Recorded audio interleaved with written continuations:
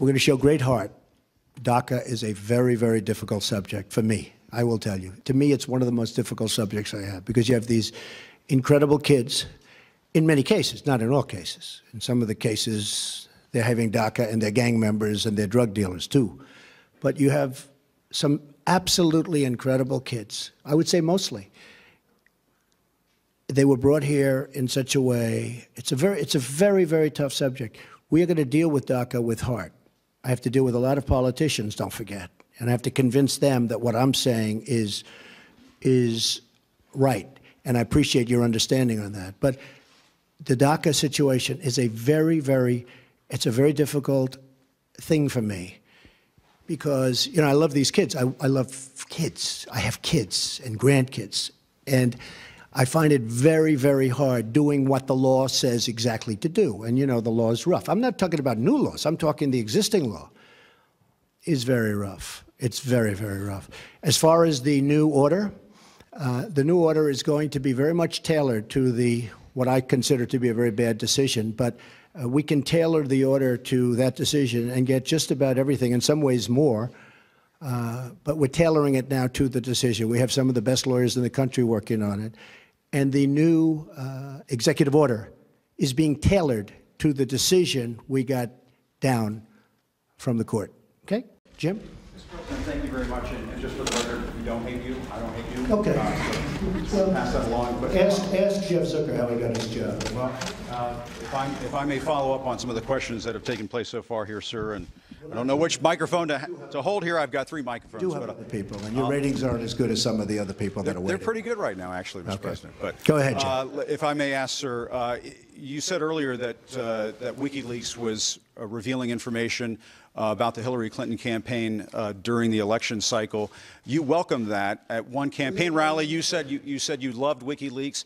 At another campaign press conference, you called on the Russians to find the missing 30,000 emails. I'm wondering, sir, if you... Well, she was actually missing 33, and then that got extended with a whole maybe pile. My numbers are off a little bit, too. No, but I did say 30, but it was actually higher than that. If I may ask you, sir, it sounds as though you do not have much credibility here when it comes to leaking, if that is something that you encouraged during the campaign. Ready? If I may ask you that. No, but let me do one at a time. If I may ask a follow-up. Yes, sir. All right. So, in one case, you're talking about highly classified information. In the other case, you're talking about John Podesta saying bad things about the boss. I will say this. If John Podesta said that about me and he was working for me, I would have fired him so fast your head would have spun. He said terrible things about her. But it wasn't classified information. But in one case, you're talking about classified. Regardless, if you look at the RNC, we had a very strong, at my suggestion, and I give Reince great credit for this, at my suggestion, because I know something about this world, I said I want a very strong defensive mechanism. I don't want to be hacked. And we did that. And you have seen that they tried to hack us and they failed. The DNC did not do that. And if they did it, they could not have been hacked. But they were hacked and terrible things came in. And, you know, the only thing that I do think is unfair is some of the things were when I heard some of those things, I picked up the papers the next morning and said, oh, this is going to be front page. It wasn't even in the papers. Again, if I had that happen to me, it would be the biggest story in the history of publishing or the head of newspapers. I would have been the headline in every newspaper. I mean, think of it. They gave her the questions to a debate, and she should have reported herself. Why didn't Hillary Clinton announce that, I'm sorry, but I have been given the questions to a debate or a town hall, and I feel that it's inappropriate, and I want to turn in CNN for not doing a good job. And if I may follow up on that, just something that Jonathan Karl was asking you about. You said that the leaks are real, but the news is fake. I guess I don't understand. It seems that there's a disconnect there. If the information coming from those leaks is real, then how can the stories be fake? The reporting is fake. And if I may ask, I just want to ask Jim, you know what it is? Here's the thing. The public isn't, you know, they read newspapers, they see television, they watch. They don't know if it's true or false because they're not involved. I'm involved. I've been involved with this stuff all my life. But I'm involved. So I know when you're telling the truth or when you're not. I just see many, many untruthful things. And I'll tell you what else I see. I see tone, you know, the word tone. The tone is such hatred. I'm really not a bad person, by the way. No, but the tone is such, I do get good ratings, you have to admit that. The tone is such hatred. I watched this morning a couple of the network, and I have to say, Fox and Friends in the morning, they're very honorable people. They're very, not because they're good, because they hit me also when I do something wrong, but they have the most honest morning show. That's all I can say. It's the most honest. But the tone, Jim, if you look, the hatred, I mean, sometimes somebody gets, well, you look at your show that goes on at 10 o'clock in the evening. You just take a look at that show. That is a constant hit. The panel is almost always exclusive anti-Trump. The good news is he doesn't have good ratings. But the panel is almost exclusive anti-Trump. And the hatred and venom coming from his mouth, the hatred coming from other people on your network. Now, I will say this. I watch it. I see it. I'm amazed by it. And I just think you'd be a lot better off. I honestly do. The public gets it, you know. Look, when I go to rallies, they turn around, they start screaming at CNN. They want to throw their placards at CNN. You know, I think you would do much better by being different. But you just take a look. Take a look at some of your shows in the morning and the evening. If a guest comes out and says something positive about me, it's brutal. Now, they'll take this news conference. I'm actually having a very good time, okay? But they'll take this news conference. Don't forget, that's the way I won. Remember, I used to give you a news conference every time I made a speech, which was like every day, okay? No, that's how I won. I won with news conference and probably speeches. I certainly didn't win by people listening to you people, that's for sure. But I'm having a good time. Tomorrow, they will say, Donald Trump rants and raves at the press. I'm not ranting and raving. I'm just telling you, you know, you're dishonest people. But I'm not ranting and raving. I love this. I'm having a good time doing it. But tomorrow the headlines are going to be Donald Trump rants and raves. I'm not ranting and raving. Go ahead. I may just one more follow-up. Should I let him have a little bit more? What do you think, Peter? Peter, should I let him have a little bit more? Sit down. Sit down. We'll get it. Just because of the attack of fake news and attacking our network, I just want to ask you, sir. I'm changing it from fake news, though. Doesn't that undermine? Very fake news. I know, but aren't you? Go ahead. Real news, Mr. President. Real news. And you're not related to our new. I am not related, sir. No. I do like the sound of Secretary Acosta, I must say. You know, I looked at that name. I said, wait a minute. Is there any relation there? Alex Acosta. I'm sure you checked that out, sir. No, I checked it. They said, no, sir. I said, do me a favor. Go back and check the family tree. Okay. But aren't you concerned, sir, that you are undermining the people's faith in the First Amendment, freedom of the press in this country, when you call stories you don't like fake news? Why not just say it's a story I don't like? I do that. When you call it fake news, you're undermining confidence in our news media. Here's the thing. Isn't that important? I understand what and you're right about that, except this. See, I know when I should get good and when I should get bad. And sometimes I'll say, wow, that's going to be a great story, and I'll get killed. I know what's good and bad. I'd be a pretty good reporter, not as good as you. But I know what's good. I know what's bad. And when they change it and make it really bad, something that should be positive, sometimes something that should be very positive, they'll make okay. They'll even make it negative. So I understand it. So because I'm there, I know what was said, I know who's saying it, I'm there. So it's very important to me. Look, I want to see an honest press. When I started off today by saying that it's so important to the public to get an honest press. The public doesn't believe you people anymore. Now, maybe I had something to do with that. I don't know. But they don't believe you. If you were straight and really told it like it is, as Howard Cosell used to say, right? Of course, he had some questions also. But if you were straight, I would be your biggest booster. I would be your biggest fan in the world, including bad stories about me. But if you go, as an example, you're CNN, I mean, it's story after story after story is bad. I won. I won. And the other thing, chaos. There's zero chaos. We are running, this is a fine-tuned machine. And Reince happens to be doing a good job, but half of his job is putting out lies by the press. You know, I said to him yesterday, this whole Russia scam that you guys are building so that you don't talk about the real subject, which is illegal leaks. But I watched him yesterday working so hard to try and get that story proper. And I'm saying, here's my chief of staff, a really good guy, did a phenomenal job at RNC. I mean, he won the election, right? Won the presidency. We got some senators. We got some all over the country. You take a look. He's done a great job. And I said to myself, and I said to somebody that was in there, I said, you take a look at Reince. He's working so hard just putting out fires that are fake fires. I mean, they're fake. They're not true. And isn't that a shame? Because he'd rather be working on health care. He'd rather be working on tax reform, Jim. I mean that. I would be your biggest fan in the world if you treated me right. Now, I sort of understand there's a certain bias, maybe by Jeff or somebody, for whatever reason. And I understand that. But you've got to be at least a little bit fair. And that's why the public sees it. They see it. They see it's not fair. You take a look at some of your shows, and you see the bias and the hatred. And the public is smart. They understand it.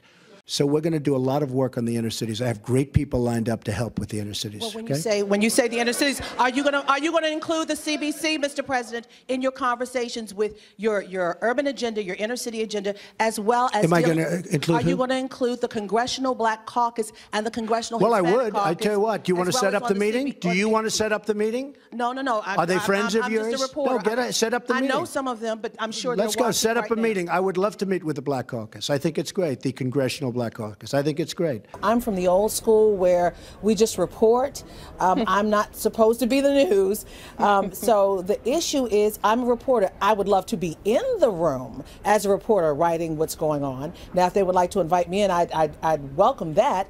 But as far as facilitating that meeting or convening that meeting, that is not my place. I believe that every White House has someone to deal with this kind of meeting or this kind of bringing together of people. And the CBC has put out a letter and tweeted, as you showed, Brooke, that they have made a request. And I don't know why they did not respond. This White House didn't respond. It's up to that person in this White House to do that. Manu, I understand that it was in the House gym. Members of Congress were glued to the television. Yeah, that's right. There were some members who saw it in the gym, but on the Senate side, there were actually, Brooke, not many members who were watching it, Republicans were watching it at the time because they were having their daily lunch in a closed-door setting where there are no TV screens played, so they had to get reports from reporters like me asking them questions about it afterwards. But I can tell you the response that I got was rather mixed on some of the things that Donald Trump was saying in there, including that his travel ban was rolled out perfectly and was done very smoothly, as he said in that press conference. I talked to Rob Portman of Ohio. I said, do you agree this was done smoothly? And he said, no. He said that needed to be vetted and in a much better fashion. It was not done well as it was rolled out. It needs to be revised substantially. So even the things that he was trying to assert himself on, he was getting some pushback. And Brooke, also, I had a chance today to talk to the chairman of the Senate Intelligence Committee about those leaks that Donald Trump wants to go after. The chairman of the committee says he does not want his committee to go after them. He wants that this is an issue for the administration. Take a listen. The investigation of leaks is squarely in the Federal Bureau of Investigation, and my understanding is that current crimes referrals have already been made, so it's their responsibility to chase these down. I've made all the appropriate requests that need to be made, but the committee will continue to do our oversight investigation, as is normal for the committee. But as it relates to Russia's involvement in our elections, that's a concentrated effort, and we'll continue on it. And Brooke, that is a different approach than a lot of House Republicans want to take, including House Speaker Paul Ryan today at his press conference was asked about those leaks that Donald Trump is so concerned about. He said that he's concerned about it too. He thinks there should be a criminal investigation. He believes that the House Intelligence Committee should also look into it. So you're seeing some division, some disagreement within the Republican ranks about exactly how to go look into this Russia issue and whether to go after the leakers the way that the president wants to so aggressively. Was the president telling the truth about your canceling the meeting he wanted so desperately to have with you?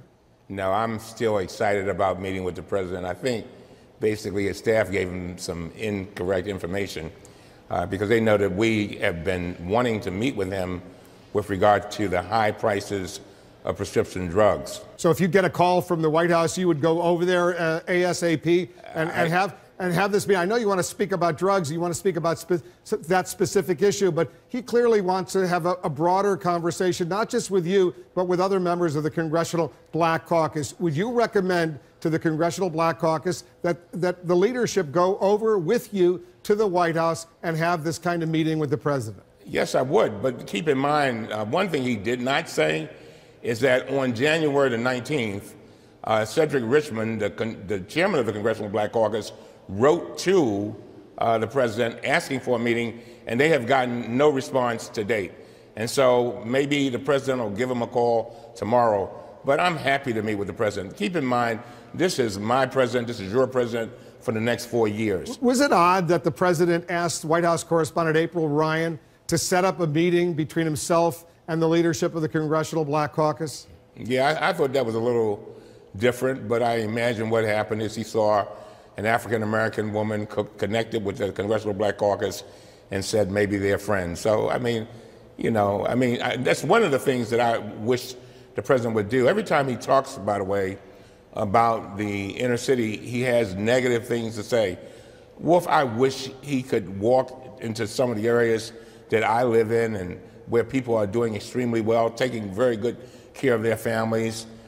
He needs to have a bigger picture of the African-American communities and our cities. Our cities are thriving places, and it should not always be said in a negative tone. But I am glad that he recommitted himself to helping with issues like education and healthcare and things of that nature. And I would say to the president, because I'm sure he may be watching, Mr. President, you know, it was one thing to campaign. It's now time to govern. People need you to be the president that you said you would be during your inaugural address. You said that you would make sure that the power was given back to the people. Well, there are people in my district that want you to succeed. But, Mr. President, how they define success is you're lifting up their lives. And by the way, make sure that you talk to your fellow Republicans in all these states and tell them to stop trying to stop African Americans, Hispanics, and others from being able to vote. Let me get back to that quote you had in the New York Times. I've never been so nervous in my lifetime about what may or may not happen in Washington. If he doesn't accept your advice, tell us why you're as nervous as you are right now. Well, let's just take as an example, you know, if a major crisis develops with Iran, with Russia, in the Middle East, or with North Korea, major crisis, they take some kind of very provocative action against the United States. What is the process in the White House to deal with that? My understanding is the National Security Council has yet to meet. We don't even have a national security advisor. Who is going to take responsibility for that crisis, provide the president with thoughtful consideration from the Secretary of State, from the Secretary of Defense, the recommendations that are important to present to the president so that the president can make a decision about how to handle that crisis. That's what concerns me, is that if we had a crisis at the present time, I don't see the mechanisms within the White House to deal with that kind of crisis, and that concerns me. This is what it looks like when Russian warplanes buzz a U.S. warship. Multiple flybys filmed in April of last year. Below the bridgeway. Some of them roaring dangerously close to the U.S. ship as it patrolled international waters in the Baltic Sea. The U.S. military tells CNN a similar incident happened last week in the Black Sea, sharing photos of Russian fighter jets that allegedly buzzed the USS Porter, a guided missile destroyer. Russia's defense ministry denies Russian jets carried out any flybys there. The fact is, flybys and close shaves between the Russian military and the U.S. and its NATO allies are nothing new. Both sides have been probing each other's defenses for years, and there have been some dangerously close calls. Listen to this Norwegian F-16 pilot. Shocked when a Russian fighter jet suddenly flies in over his cockpit. Norway, a member of NATO, scrambled jets 20 times last year to escort Russian warplanes away from its airspace. Meanwhile, just last month, U.S. ally Britain carried out its own flybys, escorting a Russian Navy convoy as it steamed through the English Channel. The number of times NATO warplanes scrambled to meet Russian planes doubled from 2015 to 2016, and the tensions aren't only in the skies. Since Russia invaded and annexed Crimea, a part of Ukraine, in 2014, the U.S. stepped up military exercises in Eastern European countries bordering Russia to send this unmistakable message to Moscow. We lean forward and demonstrate to Russia and to Putin that we are not broken in our efforts to stand together through this type of aggression. Russia sees this as a threat.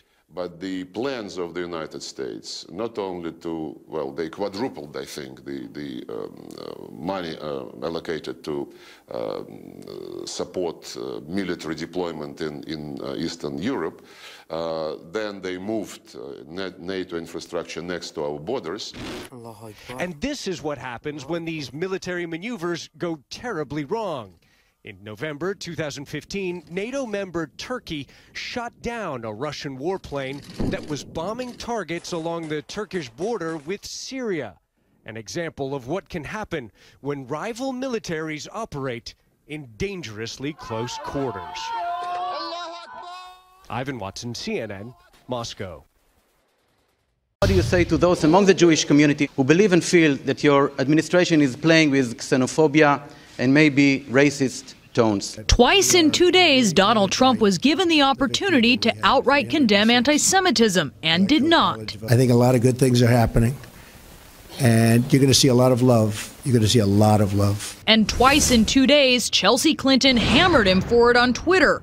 One would think he would have thought of an answer since yesterday, she tweeted. Here's one: there's no place for any bigotry ever in America.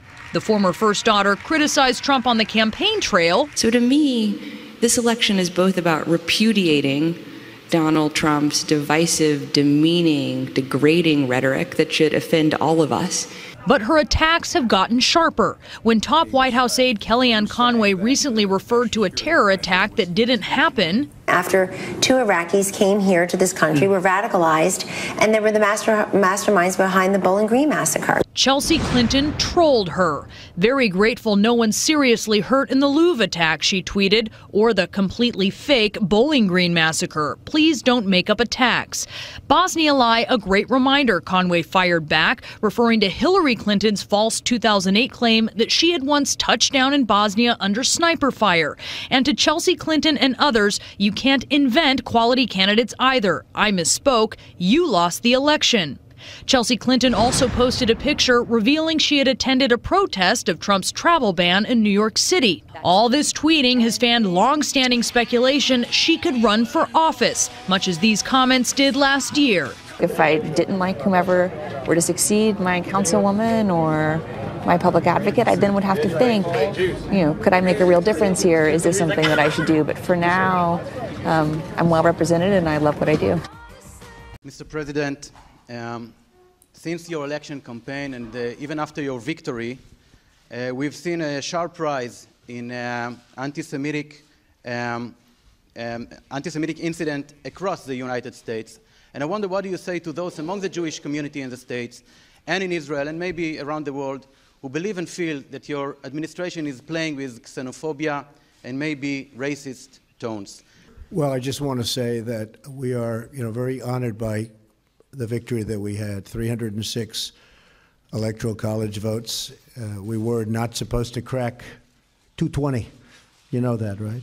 There was no way to 221, but then they said there's no way to 270. And there's tremendous enthusiasm out there. I will say that we are going to have peace in this country. We are going to stop crime in this country. We are going to do everything within our power to stop long simmering racism and every other thing that's going on, because a lot of bad things have been taking place over a long period of time. I think one of the reasons I won the election is we have a very, very divided nation, very divided. And hopefully I'll be able to do something about that. And it was something that was very important to me. As far as people, Jewish people, so many friends, a daughter who happens to be here right now, a son-in-law, and 3 beautiful grandchildren. I think that you're going to see a lot different United States of America over the next 3, 4, or 8 years. I think a lot of good things are happening, and you're going to see a lot of love. You're going to see a lot of love. If I can respond to something that I know from personal experience, I've known President Trump for many years, and to allude to him or to his people, his team, some of whom I've known for many years too. Can I reveal, Jared, how long we've known you? Well, he was never small. He was always big. He was always tall. But I've known the president, and I've known his family and his team for a long time. And there is no greater supporter of the Jewish people and the Jewish state than President Donald Trump. I think we should put that to rest. The president believes too many of our children are trapped in failing schools, especially in the African American community. The president.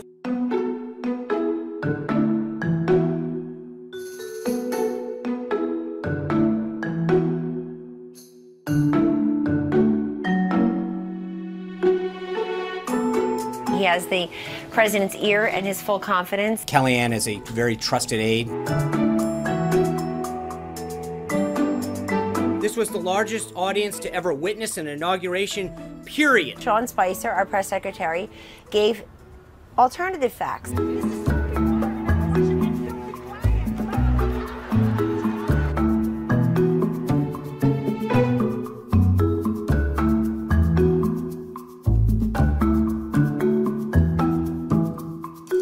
going to give a free commercial here. Go buy it today, everybody. You can find it online. Kellyanne has been counseled, and that's all we're going to go with. She's been counseled on that subject, and that's it.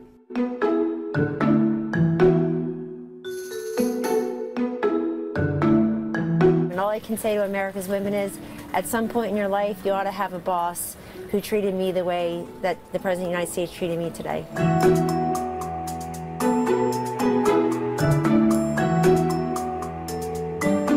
General Flynn does enjoy the full confidence of the president.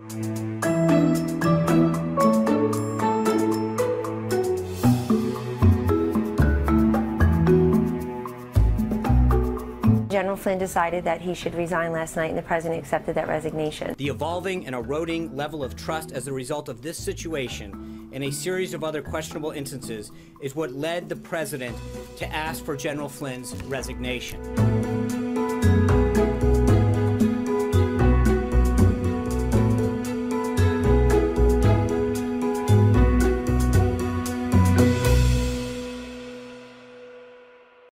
Mr. Attorney General, when you heard that the White House was going to essentially rescind the executive order and write a new one, what did you think? Did you see that as a victory?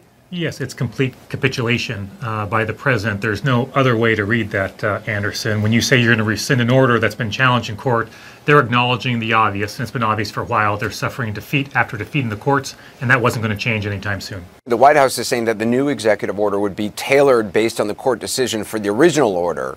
Do you know what tailored means?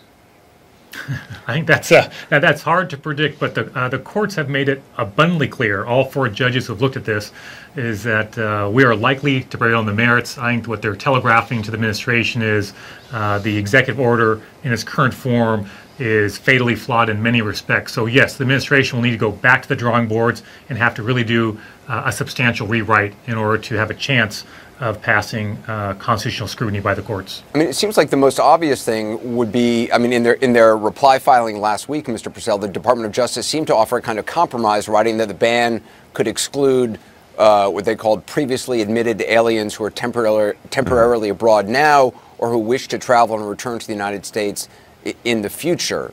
So basically, the ban would focus, I guess, on somebody who's living overseas, who's never been to the United States, who wants to come to the United States for the first time. Is that the most obvious shape of the new executive order? I think probably so. It's sort of shocking in a way that they didn't exclude those people in the first place from the coverage of this executive order. So that would be obviously a huge step in the right direction to make those changes. And Mr. Attorney General, I mean, I probably can't even answer this, but when the new executive order is signed sometime next week, do you know? I mean, I guess it's. I was going to ask what your response is going to be, but I mean, can you say whether you would expect to challenge that as well, or you're just going to have to wait and see? What I can say, Anderson, is that Noah, myself, and our team are ready for that new executive order, and I can assure you that we'll be scrutinizing every word and every line of it very carefully as soon as it comes out. And I think within a matter of hours from that new executive order coming out, I think we'll be in a better position to say what our next move will be. It's easy to find people who voted for Donald Trump at Lutz Casino Restaurant and Bar in Yuma, Arizona, a state that once again went red on Election Day. And tell me why you voted for Donald Trump. Because he wasn't a politician. Many people here saw Donald Trump's news conference. Most of the others heard a lot about it. Donald Trump said, "This administration is running like a fine-tuned machine." What's your response to that? Well, it's not fine-tuned, but I know he's going to try to do the best he can. So you think he's overstating it when he says fine-tuned? Maybe a little bit. He said this about General Flynn. I don't think he did anything wrong. If anything, he did something right. But Donald Trump fired him. Did that confuse you? Not really. He fired him because he wasn't truthful to the vice president what he had actually done. He tried to backtrack and say, well, I don't remember exactly what I talked about. But you don't think Flynn did anything wrong? Not really. He was doing his job. His job was to go with foreign diplomats and find out what's going on. Well, if he didn't do anything wrong, why was it a big deal that he didn't tell Vice President Pence about it if it was a routine thing? The news media was all over him about it. So you think Donald Trump may have fired him because it looked bad in the news media? Yes, exactly. He said today, the leaks are real, the news is fake. I believe that. I believe a lot of the news is fake, and it has been for years. So how could the leaks be real if the news is fake? Why would we complain about leaks if it's not real news? I don't know. But I know there's a lot of leaks. I know there's a lot of fake news. But when he says the news is fake, but the leaks are real, does that make sense? No, not really. We've seen it before. We've seen fake news. Is it possible that that's news that you just don't like or that Donald Trump doesn't like? Well, that could be possible. That could be possible. Not probable, but possible. I will tell you that's happened throughout since 1776 when people used quills. That's right. People don't like news. Sometimes they call it fake. But not as much as Donald Trump. So does that concern you at all that he tends to say that so much, including at this news conference? No. Most everyone we talk to here still very proud they voted for Donald Trump. But some want him to move on from his list of grievances. Are you still happy you voted for him? So far, yeah. But, that remains to be seen whether I'll stay happy.